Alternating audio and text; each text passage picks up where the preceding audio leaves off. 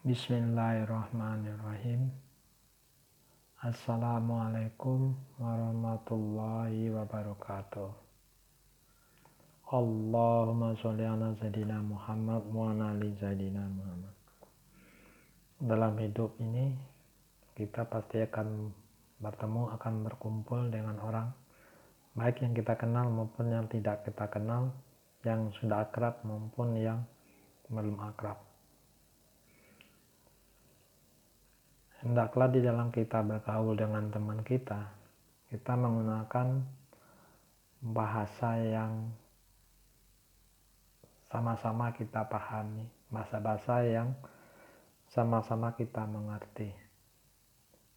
Bagaimana kita berbicara dengan teman kita atau dengan orang yang lebih tua, dengan orang yang mungkin sepantaran dengan kita, bagaimana kita berbicara dengan orang yang lebih muda daripada kita.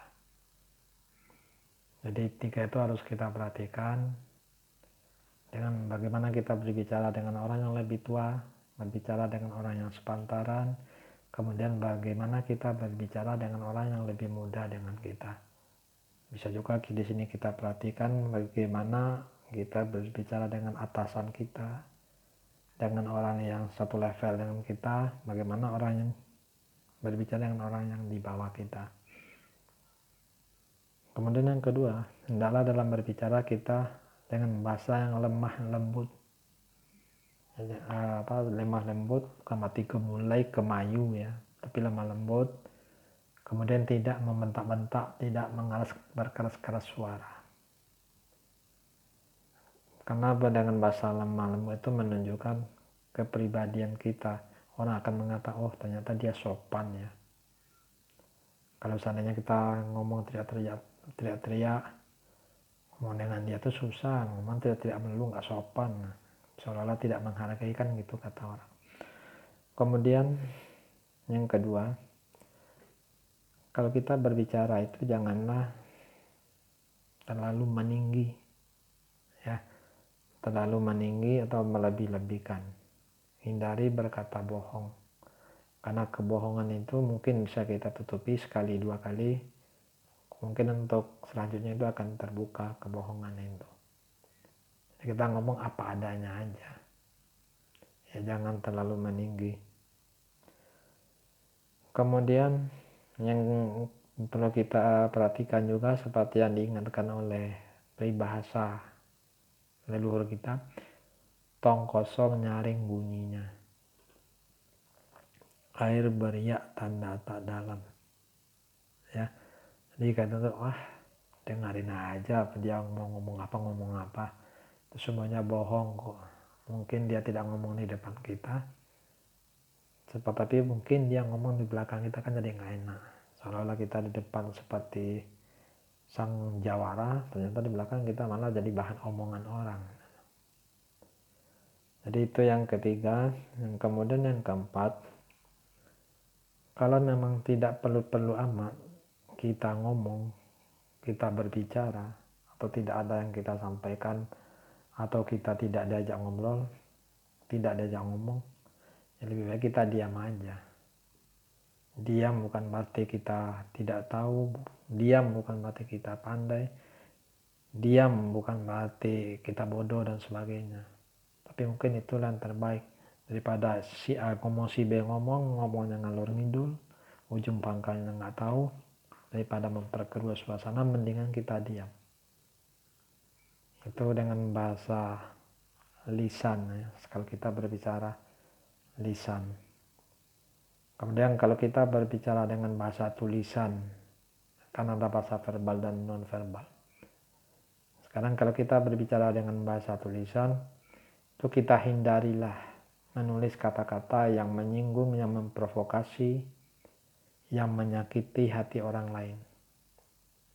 Ya termasuk kita dengan bahasa verbal atau omongan tadi, itu kita hindari juga.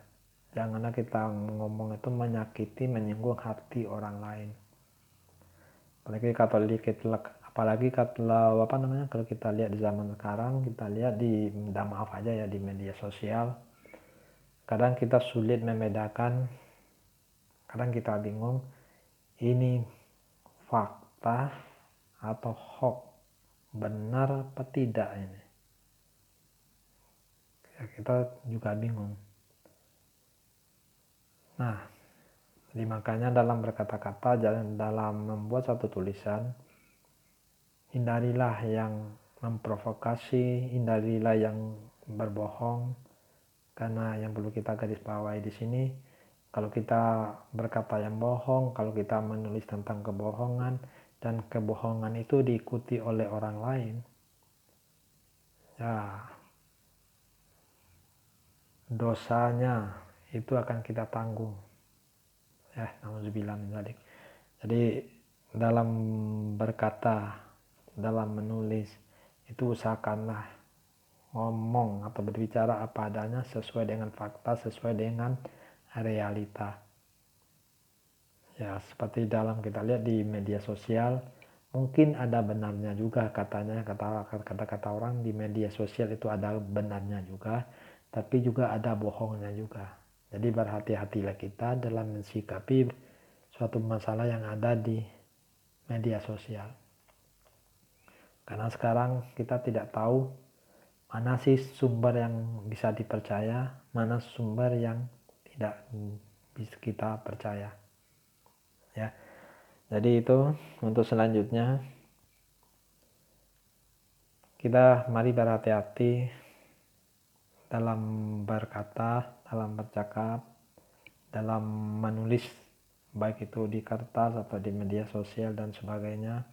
Kalau memang sekiranya itu akan menimbulkan kegaduhan, akan membuat kita rugi atau kurang menguntungkan kita, lebih baik kita diam. Seperti kata pepatah nenek moyang kita, diam adalah emas. Ya, diam adalah emas. Air tenang menghanyutkan. Lebih baik kita terima informasi-informasi tersebut. Ya, jadi itu. Jadi dalam kehidupan bermasyarakat, berbangsa dan bernegara ini, baik bahasa verbal maupun bahasa non verbal, mari kita tampilkan ucapan yang benar atau tulisan yang benar, tidak memprovokasi, tidak memanas-manasi, tidak kebohongan, tapi sampaikanlah yang fakta, yang real, yang bisa memotivasi dan sebagainya.